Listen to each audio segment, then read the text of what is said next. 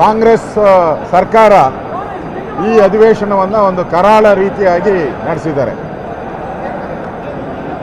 ಗೌರವಾನ್ವಿತ ರಾಜ್ಯಪಾಲರು ಅವರ ಕರ್ತವ್ಯ ಏನಿದೆ, ಸಂವಿಧಾನದ ಅಡಿಯಲ್ಲಿ ಕೇಂದ್ರ ಮತ್ತು ರಾಜ್ಯ ಸರ್ಕಾರಗಳ ಸೇತುವೆಯಾಗಿ ಕೆಲಸ ಮಾಡೋದು ಅವರ ಕರ್ತವ್ಯ. ಆ ಕರ್ತವ್ಯ ರೀತಿಯಾಗಿ ಅವರು ಕೆಲಸವನ್ನು ಮಾಡಿದ್ದಾರೆ. ಆದರೆ ಇವತ್ತು ಗವರ್ನರ್ ಅವರು ಅವರ ಮಾತುಗಳಲ್ಲಿ ಅದನ್ನು ಲೇ ಮಾಡಿ ಧನ್ಯವಾದ ಹೇಳಿ ಹೊರಟಿದ್ದಾರೆ. ಇದೇನು ಮೊದಲ ಬಾರಿ ಅಲ್ಲ. ಹಿಂದೆ ಭಾರದ್ವಾಜ್ ಅವರು ಇದ್ದಾಗೂ ಕೂಡ, ನಮ್ಮ ಸರ್ಕಾರ ಇದ್ದಾಗ, ಯಡಿಯೂರಪ್ಪನವರು ಇದ್ದಾಗ ಅವರು ಕೂಡ ಲೇ ಮಾಡಿಬಿಟ್ಟು ಹೊರಟೋದ್ರು. ಅವಾಗ ಕಾಂಗ್ರೆಸ್ಸಿನ ಗವರ್ನರು. ಹಿಂದೆ ಖುರ್ಷಿದ್ ಆಲಮ್ ಖಾನ್ ಅವರು ಕೂಡ ಗವರ್ನರ್ ಆಗಿದ್ದಾಗ ಅವರು ಕೂಡ ಲೇ ಮಾಡಿ ಭಾಳಷ್ಟು ಸರಿ ಹೋಗಿದ್ದಾರೆ. ಇದರಲ್ಲಿ ತಪ್ಪೇನಾಗಿದೆ? ಸಂವಿಧಾನದ ಪ್ರಕಾರ ಬರಬೇಕು, ಅವರು ಆ ಚೇರಲ್ಲಿ ಕೂತ್ಕೊಂಡು ಆ ಸರ್ಕಾರದ ಒಂದು ಭಾಷಣವನ್ನು ಲೇ ಮಾಡಿ ಹೋಗೋ ಅಧಿಕಾರ ಅವ್ರಿಗಿದ್ದೇ ಇದೆ. ಆದರೆ ಕಾಂಗ್ರೆಸ್ ಅವರು ಇಡೀ ಸದನವನ್ನು ಗೂಂಡಾಗಿರಿ ಮಾಡಿದ್ದಾರೆ. ಇವತ್ತು ರಾಜ್ಯಪಾಲರ ಮೇಲೆ ತಳ್ಳೋ ಅಂಥದ್ದು, ಅವ್ರನ್ನ ಅಟ್ಯಾಕ್ ಮಾಡೋ ಅಂಥದ್ದು. ಗೆರಾವ್ HK ಪಾಟೀಲ್ ಅಂತ ಹಿರಿಯ ಸದಸ್ಯರು, ಕಾನೂನು ಸಚಿವರು, ಅವರೇ ಎದ್ದು ನಿಂತ್ಕೊಂಡು ಗವರ್ನರ್ಗೆ ಅಡ್ಡಿಪಡಿಸಿರುವಂಥದ್ದು.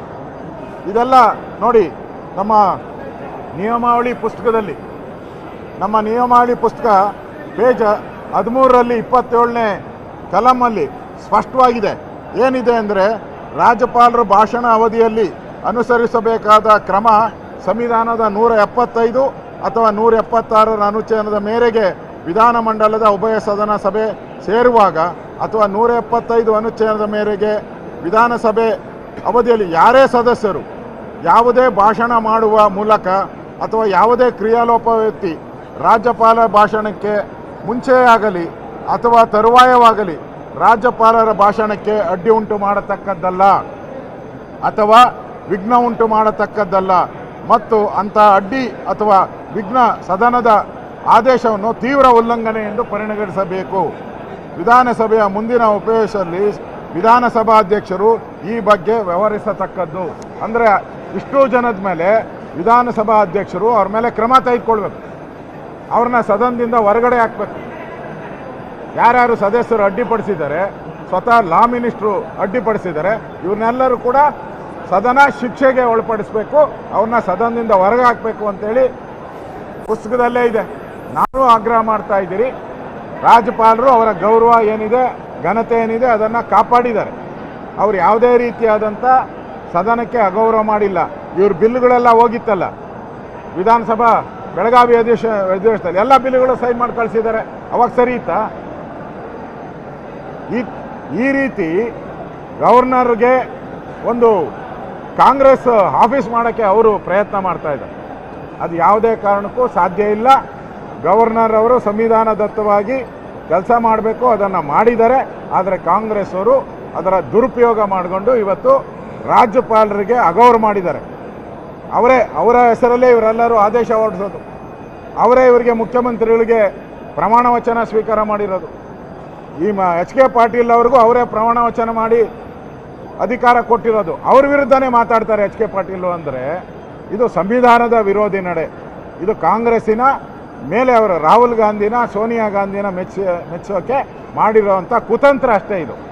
ಆದ್ದರಿಂದ ಇಡೀ ಸದನ ಇವತ್ತು ಕಾಂಗ್ರೆಸ್ ಅವರು ಅಪಮಾನ ಮಾಡಿದ್ದಾರೆ, ಸಂವಿಧಾನಕ್ಕೆ ಅಪಮಾನಿದ್ದಾರೆ. ಯಾರು ಅಂಬೇಡ್ಕರರನ್ನು ಚುನಾವಣೆಯಲ್ಲಿ ಸೋಲಿಸಿ ಅಂಬೇಡ್ಕರ್ಗೆ ಅಪಮಾನ ಮಾಡಿದ್ರು, ಅದೇ ಕಾಂಗ್ರೆಸ್ ಅವರು ಇವತ್ತು ಸದನಕ್ಕೆ ಅಪಮಾನ ಮಾಡೋ ಮುಖಾಂತರ ಸಂವಿಧಾನದ ಮೌಲ್ಯಗಳನ್ನು ಹಾಳು ಮಾಡಿದ್ದಾರೆ. ಅದರಿಂದ ಅವ್ರ ಮೇಲೆ ಕ್ರಮ ತೆಗೆದುಕೊಳ್ಬೇಕು ಅಂತ ನಾನೀಗ ಪತ್ರವನ್ನು ಕೊಡ್ತಾ ಇದ್ದೀನಿ ಸ್ಪೀಕರ್ ಅವರಿಗೆ. ಇಷ್ಟೂ ಜನರ ಮೇಲೆ ಕ್ರಮ ತೆಗೆದುಕೊಳ್ಬೇಕು ಅಂತ ಪತ್ರವನ್ನು ಈಗ ನಾನು ಕೊಡ್ತಾ ಇದ್ದೀನಿ. ಈಗಾಗಲೇ ಸುಪ್ರೀಂ ಕೋರ್ಟಲ್ಲಿ ಹಲವಾರು ಆದೇಶಗಳಾಗಿದೆ ಇದ್ರ ಬಗ್ಗೆ. ಗವರ್ನರ್ ಅವರ ಆ ಜ್ಯೂರಿಸ್ಟ್ರಕ್ಷನಲ್ಲಿ ನಾವು ಎಂಟ್ರಿ ಆಗಲ್ಲ ಅಂತ ಸುಪ್ರೀಂ ಕೋರ್ಟು, ಆಮೇಲೆ ವೆಸ್ಟ್ ಬೆಂಗಾಲ್ ಹೈಕೋರ್ಟು ಕೂಡ ಸ್ಪಷ್ಟವಾದಂಥ ಆದೇಶ ಕೊಟ್ಟಿದೆ. ಇದೇನು ಮೊದಲ ಬಾರಿ ಅಲ್ಲ, ಇದು 15 ಬಾರಿ ಆಗಿದೆ. ಈ ಥರ 15-20 ಬಾರಿ ಆಗಿದೆ. ಎಲ್ಲದರಲ್ಲೂ ಸುಪ್ರೀಂ ಕೋರ್ಟ್ ರಾಜ್ಯಪಾಲರ ಆ ಘನತೆ, ಗೌರವವನ್ನು, ಸಂವಿಧಾನವನ್ನು ಎತ್ತಿಡ್ದಿದೆ. ಈಗ ರಾಜ್ಯಪಾಲರು ಭಾಷಣ ಓದಿಲ್ಲ, ಆದ್ರೆ ಅದನ್ನ ಚರ್ಚೆ ಮಾಡಕ್ಕೆ ಅವಕಾಶ ಮಾಡಿಕೊಡ್ತೀರಾ? ಅದ್ರ ಮೇಲೆ ಭಾಷಣ ಅದಕ್ಕೆ ಸರ್ಕಾರ ರೆಡಿ ಇದೆ ಈಗ? ಅದು ಸರ್ಕಾರಕ್ಕೆ ಬಿಟ್ಟ ವಿಚಾರ. ಸರ್ಕಾರ ಏನು ಮಾಡುತ್ತೆ ಅಂತ ನಾವು ಚರ್ಚೆ ಮಾಡಕ್ಕೆ ರೆಡಿ ಇದ್ದೀವಿ, ನಮ್ದೇನು ಅಭ್ಯಂತರ ಇಲ್ಲ. ನಿರ್ಭೀತ, ನಿಷ್ಪಕ್ಷಪಾತ, ವಿಶ್ವಾಸಾರ್ಹ ಸುದ್ದಿಗಳಿಗೆ ಮತ್ತೊಂದು ಹೆಸರಾಗಿರುವಂತ News18 ಕನ್ನಡ ಈಗ ಆಪ್ನಲ್ಲೂ ಲಭ್ಯವಿದೆ. ದಯವಿಟ್ಟು ಇಲ್ಲಿರುವಂತ QR ಕೋಡ್ ಸ್ಕ್ಯಾನ್ ಮಾಡಿಕೊಂಡು ಆಪ್ ಡೌನ್ಲೋಡ್ ಮಾಡೋದಕ್ಕೆ ಮರಿಬೇಡಿ. ನಿಮ್ಮ ಬೆಂಬಲ ಹೀಗೆ ಸದಾ ನಮ್ಮೊಂದಿಗಿರಲಿ. ಧನ್ಯವಾದ.